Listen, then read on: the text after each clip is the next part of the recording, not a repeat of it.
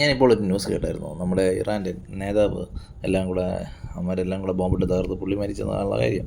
അപ്പോൾ ഞാനതിങ്ങനെ ആലോചിച്ചുകൊണ്ടിരിക്കുകയായിരുന്നു. ഇപ്പോൾ എന്തുകൊണ്ടാണ് നമ്മൾ ഇറാനെ കുറിച്ച് ഓർത്ത് ഇപ്പോൾ ദുഃഖിക്കുന്നത്? പണ്ട് സദാം ഹുസൈൻ ഇറാനെ ആക്രമിച്ചപ്പോൾ ആരും ഇറാനെ സപ്പോർട്ട് ചെയ്തില്ല. എല്ലാവരും സദാം ഹുസൈനെയാണ് സപ്പോർട്ട് ചെയ്തുകൊണ്ടിരുന്നത്. പലപ്പോഴും ഇറാൻ എന്ന് പറയുന്ന രാജ്യം ഒറ്റപ്പെട്ട് കിടക്കുന്ന ഒരു രാജ്യമാണ്. റഷ്യ എന്ന കമ്മ്യൂണിസ്റ്റ് രാഷ്ട്രം മാത്രമേ ഇറാനെ സപ്പോർട്ട് ചെയ്തിട്ടുണ്ടായിരുന്നുള്ളൂ. പക്ഷേ നമ്മളിപ്പോഴും ആലോചിക്കേണ്ട ഒരു കാര്യമുണ്ട്. അവിടെയുള്ള ഷിയ മുസ്ലിംസിനെ ഇവിടെയുള്ള മുസ്ലിങ്ങൾക്ക് വരെ കണ്ടുകൂടാത്ത ഒരു സമയം തന്നെ ഉണ്ടായിരുന്നു. ഇപ്പോഴാണ് ഈ ഒരു മുസ്ലിം സ്നേഹമൊക്കെ പൊട്ടിപ്പുറപ്പെട്ട് വന്നിരിക്കുന്നത്. ഇറാനെക്കുറിച്ച് ഓർത്ത് എനിക്ക് എപ്പോഴും അഭിമാനമായിരിക്കും. കാരണം എപ്പോഴും ഒറ്റയ്ക്ക് നിന്ന് പോരാടി ഇത്രയും കാലം പിടിച്ചു നിൽക്കാനായിട്ട് സാധിച്ചിട്ടുണ്ടെങ്കിലും അമേരിക്കയുടെ യാതൊരു തരത്തിലുള്ള ശക്തികളെ അടുപ്പിക്കാതിരിക്കുകയും അവരുടെ താല്പര്യങ്ങൾ ഇറാനിലോട്ട് നടപ്പാക്കാതിരിക്കാനും സ്വന്തം നിലയിൽ തന്നെ സ്വയ അധികാരം ഞങ്ങളുടെ രാജ്യം ഞങ്ങൾ നോക്കിക്കൊള്ളാം എന്ന് പറഞ്ഞ് പോടാ പുല്ലേ അമേരിക്ക എന്ന് പറഞ്ഞ് നിന്ന ഒരു രാജ്യം തന്നെയാണ് ഇറാൻ. അക്കാര്യത്തിൽ എനിക്ക് വളരെയധികം ആത്മാഭിമാനമുണ്ട്. പക്ഷേ റഷ്യയുടെ സപ്പോർട്ടുണ്ട് എന്ന് പറഞ്ഞുകൊണ്ട് റഷ്യ അങ്ങനെ കൂടുതൽ അങ്ങ് അമേരിക്കയെ പോലെ കയറി ബേസ് ഉണ്ടാക്കാനോ അല്ലെങ്കിൽ അവരുടെ ഓയിൽ എടുത്ത് വിൽക്കാനായിട്ടുള്ള റഷ്യൻ കമ്പനീസ് അങ്ങനെ ശ്രമിക്കുന്ന കാര്യങ്ങളൊന്നും അങ്ങനെ ഇല്ല. അങ്ങനെ അമേരിക്ക എന്ന് പറയുന്നത് എവിടെയെങ്കിലും ഒരു ഇതുപോലെ ഒരു ഇത് ഉണ്ടെങ്കിൽ അവിടെ കയറി അങ്ങ് മേഞ്ഞ് മെഴുകി അവിടെ അവൻ്റെ കമ്പനി കൊണ്ട് നട്ട് അവിടെ നിന്ന് മൊത്തം ഊറ്റിയെടുത്ത് ലോകത്ത് കൊണ്ട് വിറ്റ് അവിടെ കാശുണ്ടാക്കി. ഇതാണ് അമേരിക്ക കാലാകാലങ്ങളായിട്ട് ചെയ്തുകൊണ്ടിരിക്കുന്നത്. അഫ്ഗാനിസ്ഥാനിലെ ഡയമണ്ട് ഖനികളിൽ ഡയമണ്ട് തീർന്നപ്പോൾ അവന്മാർ അഫ്ഗാനിസ്ഥാൻ വിട്ടുപോയി, അത്രയേ ഉള്ളൂ. അല്ലാതെ കൂടുതൽ ഈ അഫ്ഗാനിസ്ഥാനെ സ്നേഹിച്ചുകൊണ്ടൊന്നുമല്ലല്ലോ അവന്മാർ അവിടെ നിന്നത്. മാത്രമല്ല ഗൾഫ് കൺട്രീസിലൊക്കെ പിടിമുറുക്കിയിരിക്കുന്ന അമേരിക്കൻ കമ്പനീസ് എന്തിനാണ് അവന്മാർ പിടിമുറുക്കിയിരിക്കുന്നത്? എണ്ണ കച്ചവടം ഡോളറിൽ കൊണ്ടുവന്നാലേ അമേരിക്കയ്ക്ക് നിലനിൽപ്പുള്ളൂ. അല്ലാതെ അമേരിക്കയ്ക്ക് അങ്ങനെ ഡോളറിന് തത്തുല്യമാകുന്ന രീതിയിലുള്ള യാതൊരു തരത്തിലുള്ള സ്വർണവും അങ്ങനെ യാതൊരു തേങ്ങയില്ല അവിടെ. ഒരു തേങ്ങയില്ലാതെ അമേരിക്കൻ ഡോളർ ഇത്രയും കാലം പിടിച്ച് നിൽക്കുന്നത് അതും ഈ എണ്ണ കച്ചവടം കൊണ്ട് മാത്രമാണ് അമേരിക്കൻ ഡോളറുടെ പിടിച്ച് നിൽക്കുന്നത്. ഇറാനിന് അതിനൊക്കെ എതിരായിട്ട് ചോദ്യം ചെയ്തു. എന്തിന്? എനിക്ക് അമേരിക്കൻ ഡോളർ വേണ്ട എൻ്റെ എണ്ണ വാങ്ങാനായിട്ട്, എനിക്ക് ഇന്ത്യൻ രൂപ മതി, ഞാൻ തരാം. അല്ലെങ്കിൽ നിങ്ങൾക്ക് ചൈനയുടെ രൂപ മതി. ചൈനയുടെ രൂപയിലല്ല, ചൈനയുടെ വേറെ എന്തല്ലേ കന്ന എന്തൊരു പുല്ലോട്ട് അവൻ്റെ കറൻസി മതി, ചൈനീസ് കറൻസി മതി. അതുപോലെ തന്നെ തൈവാൻ്റെ ആണെങ്കിൽ തൈവാൻ്റെ കറൻസി മതി, സിംഗപ്പൂർ ഡോളർ മതി. അല്ലാതെ എനിക്ക് അമേരിക്കൻ ഡോളർ വേണ്ട, ഞാൻ എണ്ണ തരും. സിംഗപ്പൂർ മലേഷ്യയിൽ നിന്നാണ് എണ്ണ വാങ്ങുന്നത് വേറെ കേസ്. ബർമയിൽ നിന്നും ബ്രൂണിയിൽ നിന്നും മലേഷ്യയിൽ നിന്നൊക്കെയാണ് സിംഗപ്പൂർ എണ്ണ വാങ്ങുന്നത്. അപ്പോൾ അതൊക്കെയാണ് ഇതിൻ്റെ സ്ഥിതിവിശേഷം എന്ന് പറയുന്നത്. പിന്നെ ഒരു കാര്യം എന്ന് പറയുന്നത്, അമേരിക്കയ്ക്ക് ഒരു സൂക്കേടുണ്ട്.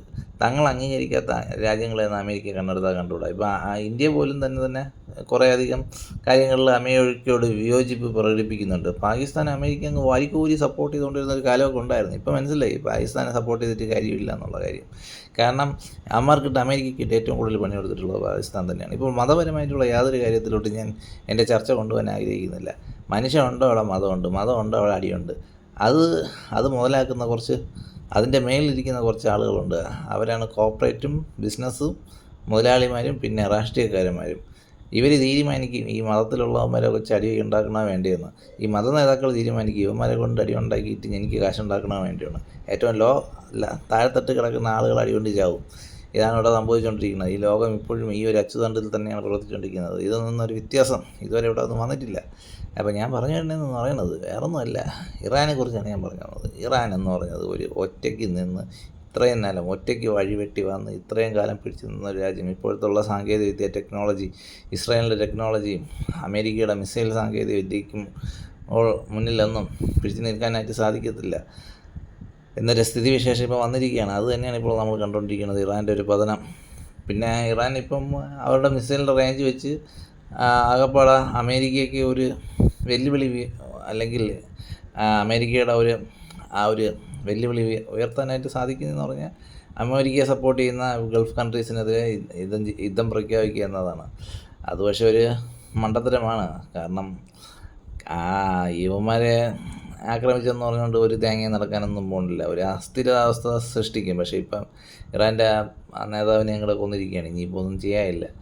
അത്തൊരവസ്ഥയാണ്. ഇറാൻ ഇനിയിപ്പം കീഴടങ്ങുക അല്ലെങ്കിൽ അവരുടെ ഒരു നേതൃമാറ്റം. ഇനിയിപ്പം പുതിയൊരാൾ വന്നിരിക്കുകയാണ്. അമേരിക്ക ഇനിയിപ്പോൾ സമാധാനം എന്ന് പറഞ്ഞുകൊണ്ട് വരും. ഞങ്ങൾ കൊല്ലാറ്റിനൊക്കെ കൊന്നിട്ടുണ്ട്, ഇനി നമുക്ക് സമാധാനമാകും, നമുക്ക് ചർച്ച ചെയ്യാം, നമുക്ക് ഇരുന്ന് സംസാരിക്കാം എന്നൊക്കെ പറഞ്ഞ് പിന്നെ ഇനി പ്രശ്നക്കാരനാണോ, ഞങ്ങളുടെ കമ്പനിയൊക്കെ ഇവിടെ കൊണ്ട് സ്ഥാപിക്കാനായിട്ട് സാധിക്കുമോ എന്നൊക്കെ അമേരിക്ക വീണ്ടും നോക്കും. പറ്റിയില്ലെങ്കിൽ അവൻ വീണ്ടും അടിച്ചിടാൻ നോക്കി. ഇത് തന്നെയാണ് സംഭവിക്കാൻ പോണത്. അപ്പം തൽക്കാലം ഒരു സമാധാനമായ ഒരു അന്തരീക്ഷം എല്ലാവരുടെയും ലോകത്തിൻ്റെ എല്ലാവരുടെയും നന്മയ്ക്ക് വേണ്ടി ഉണ്ടാകുമെന്ന് നമുക്ക് പ്രതീക്ഷിക്കാം. ഒരു യുദ്ധപരമായിട്ടുള്ള കാര്യമായതുകൊണ്ട് ഞാൻ ഇച്ചിരി സീരിയസ് ആയിപ്പോയി, അല്ലെങ്കിൽ ഞാൻ ഇത്രയും സീരിയസ് ഒന്നും ആകത്തില്ലായിരുന്നു. ഞാൻ വളരെയധികം സന്തോഷപരമായി സംസാരിക്കുന്നതും എല്ലാവർക്കും വളരെ നല്ല രീതിയിൽ ഉപദേശങ്ങൾ നൽകാൻ ആഗ്രഹിക്കുന്ന വ്യക്തികളാണ്. ചിലപ്പോഴൊക്കെ ഞാൻ ഉപദേശം നൽകിയാൽ പോലും ആരും സ്വീകരിക്കുന്നില്ല. അത്രയ്ക്കും വെണ്ടകളാണെന്ന് എനിക്കറിയാം. നമ്മളിപ്പം അങ്ങനെയുള്ളവരടുത്തൊന്നും ഞാൻ അങ്ങനെ കൂടുതൽ ഉപദേശിക്കാനൊന്നും പോകില്ല. എന്തിനാണ് വെറുതെ ചുമ്മാ ഉപദേശിച്ച് എൻ്റെ വയലിൽ വെള്ളം അരിക്കുന്നത്. അപ്പോൾ ഞാൻ എന്തായാലും നിർത്തിയാണ്. നന്ദി, നമസ്കാരം. ഞാൻ അടുത്ത വീഡിയോയിൽ കാണുന്നവരെ എല്ലാവർക്കും നല്ലത് മാത്രം വരട്ടെ എന്ന് ആശംസിച്ചുകൊണ്ട് ഞാൻ നിർത്തുന്നു. ഞാൻ പറഞ്ഞ ഇത്തിരി സ്പീഡ് കൂടിപ്പോയി, എന്നാലും മലയാളമല്ല ഞാൻ പറഞ്ഞത്, അതുകൊണ്ട് പിന്നെ വലിയ കുഴപ്പമില്ല. Minister, any comment on the summit? The discussions are focused on regional stability.